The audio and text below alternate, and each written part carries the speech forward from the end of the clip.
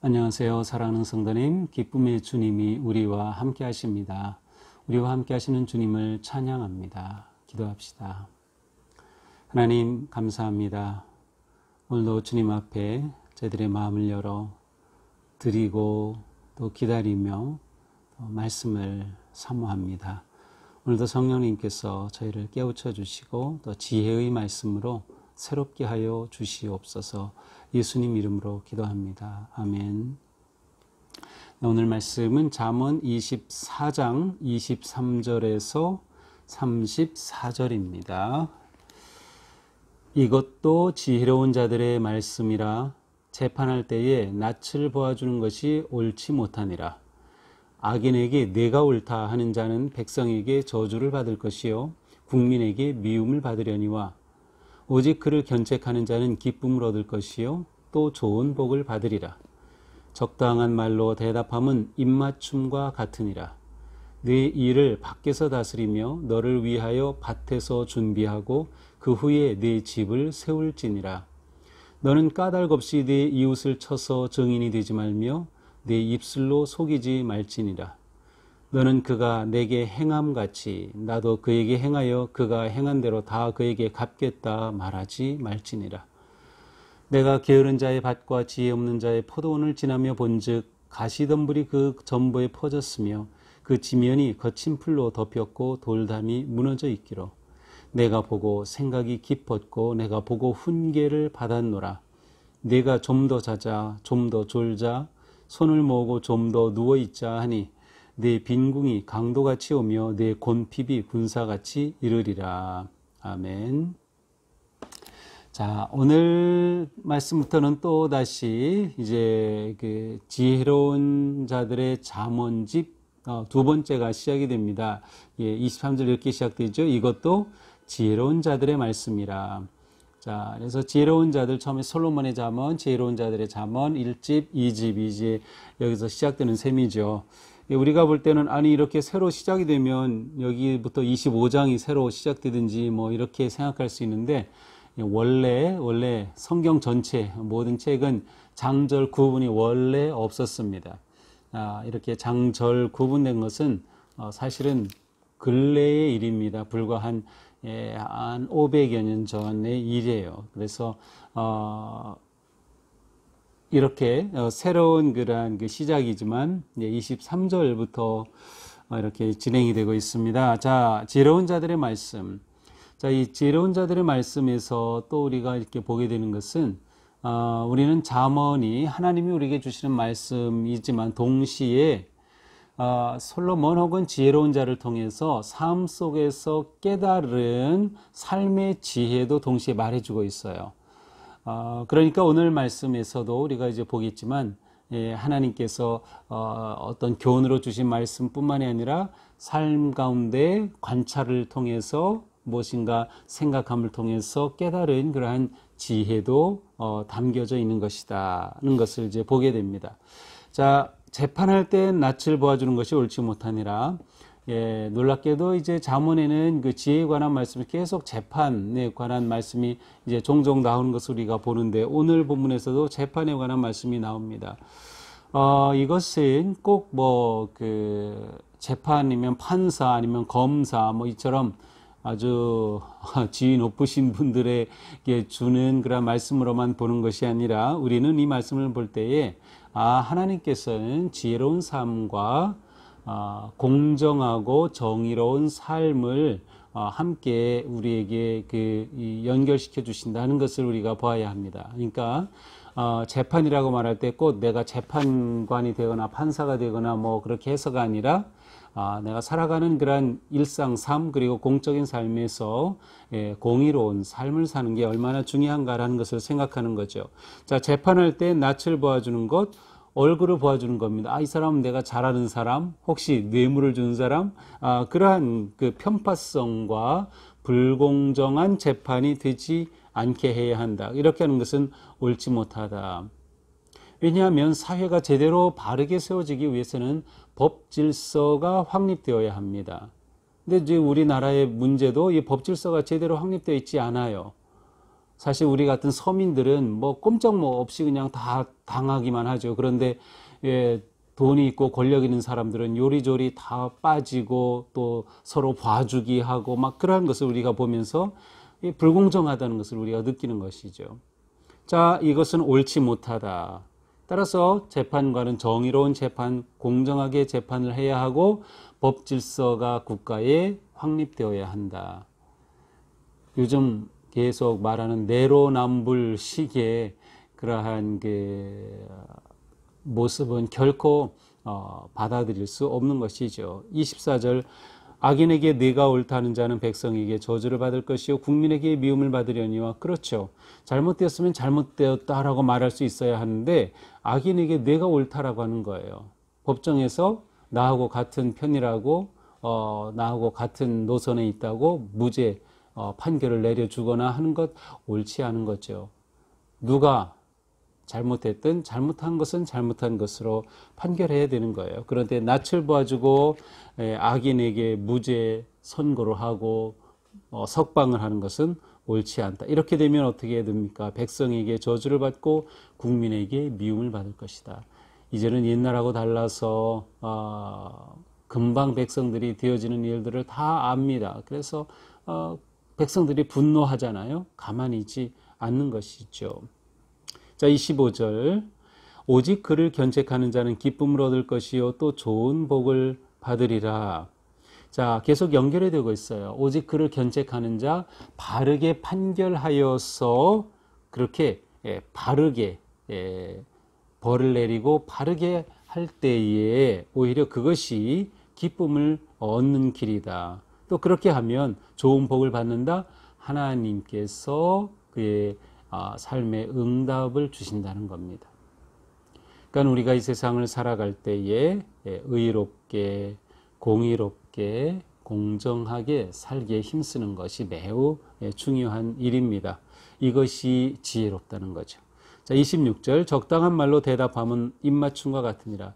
예, 또 그 언어에 관한 말씀이 나오네요. 여기서 적당한 말이라는 것은 긍정적인 말입니다. 좋은 말, 아주 딱 때에 맞는 말, 알맞은 말, 바른 말입니다. 이렇게 바른 말로 대답하는 것은 입맞춤과 같다. 입맞춤은 굉장히 친밀한 관계를 말하죠. 그래서 가족끼리 입맞추고 또 부부가 입맞추고 사랑하는 사람이 입맞추듯이 이렇게 바른 말, 좋은 말을 하면 그 관계가 아주 친밀하고 바른 관계가 세워지는 것입니다. 반면에 28절입니다. 까닭없이 이웃을 쳐서 증인이 되지 말고 내 입술로 속이지 말라.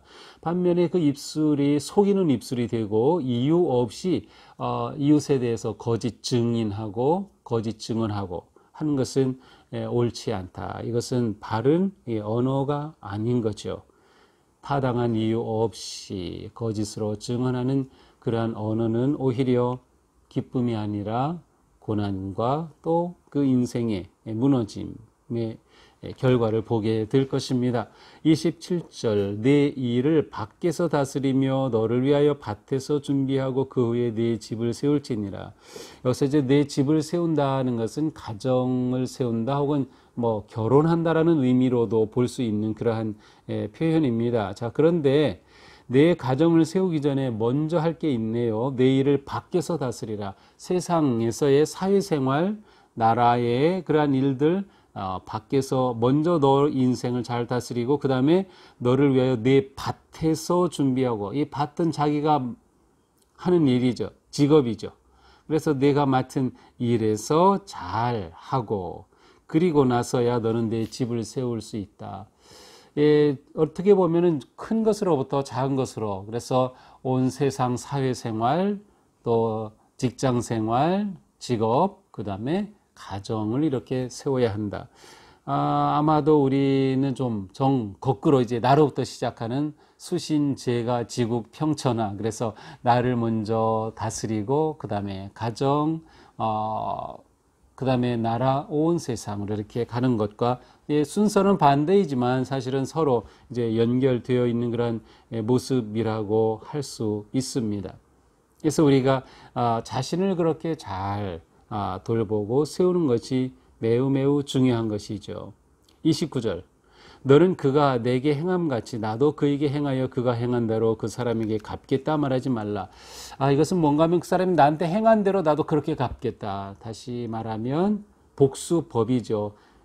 좀 더 정확히는 동해복수법이에요. 동해는 똑같이 해를 끼친 것처럼 그렇게 똑같이 상대방에게 복수한다는 거예요. 그래서 눈은 눈으로 이는 이로 갚는 것이죠. 이것은 지금도 그렇고 고대 사회도 어느 정도 정당한 것이죠. 누군가에게 손해를 끼쳤으면 그것을 갚을 수 있게 벌금을 내거나 보상을 하도록 하는 것과 똑같아요. 그런데 여기서는 그렇게 하기보다 그렇게 하지 말라라고 말하는 것이죠. 복수 자체가 법적으로 허락되어 있는 것이라 하더라도 지혜로운 자는 그 법에 갇혀 있지 않은 겁니다. 그거보다 더 큰 마음, 더 큰 눈으로 인생을 보며 오히려 복수를 하지 않는 삶을 살 수도 있다라는 것이죠. 그러니까 이것이 지혜로운 자가 생각하는 인생의 모습입니다. 그러니까 우리가 항상 고지고대로 사는 것이 중요하지만 그러나 이게 불법이 아니라고 하면 더 너그럽게 사는 것도 우리에게는 필요하다. 더 너그러운 삶, 그것이 지혜로운 삶이죠. 왜냐하면 그렇게 살 때 그 사람의 마음은 더 평안할 것이고요. 더 삶의 만족함을 누릴 것이기 때문입니다. 30절 내가 게으른 자의 밭과 지혜 없는 자의 포도원을 지나며 본즉.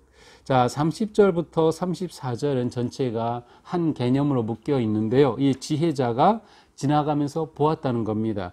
32절에서도 내가 보고 생각이 깊고 그래서 지나가면서 쭉 세상을 보면서 자기가 깊이 생각하여서 얻은 지혜입니다. 무엇을 보았습니까? 사람들이 일하는 그런 농부들이 일하는 밭을 보았고 또 포도원을 보았어요. 그런데 가시덤불이 막 밭에 잡초가 있고 포도원에 가시덤불이 있고 지면이 거친 풀로 덮인 것을 보았어요. 돌담이 무너져 있어요.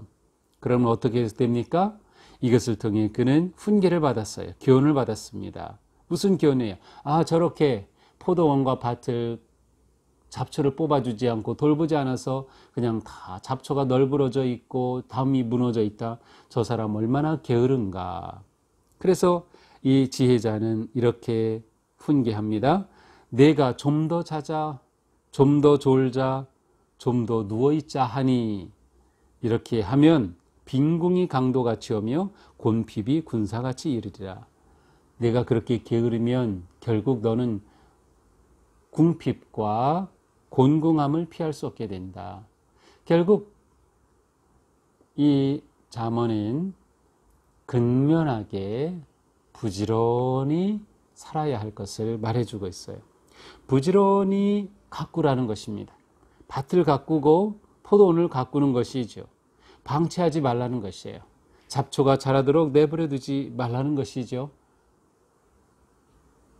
자갈을 다 골라내고 밭을 계속 가꾸며 돌보면 그 결과 내 인생이 부유해질 것이다 라고 하는 말씀입니다. 그래서 저는 이 말씀 보면서 제가 그 아스트라제네카 백신 맞은 후에 한 주 동안 뭐 그렇게 몸이 아픈 건 아닌데 계속 이렇게 졸려가지고요. 계속 졸려가지고 막 꾸벅꾸벅 졸고 그러는데, 그래서 좀 더 졸고 싶었는데, 오늘 말씀 이렇게 보면서 제 모습이 문득 이렇게 떠올랐습니다. 자, 오늘 말씀 이렇게 보면서 우리가 전체적으로 한번 이렇게 다시 생각해 보면, 우리는 공정한 또 정의로운 삶을 살기에 힘써야 한다. 그래서 내가 맡은 일에 또 내가 하는 모든 일에서 사회생활 속에서 바르고 의롭게 살기에 힘쓰자라고 하는 것. 자, 두 번째로 우리는 끊임없이 자신을 돌보고 가꾸라.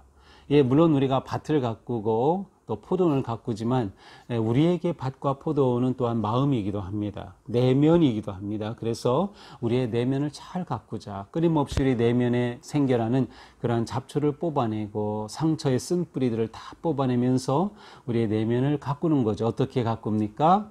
하나님의 사랑으로 채우고 하나님의 말씀으로 채우고 찬양하고 기도하면서 내 마음을 잘 가꿀 때 우리는 풍요로운 부요한 인생을 살게 되는 겁니다.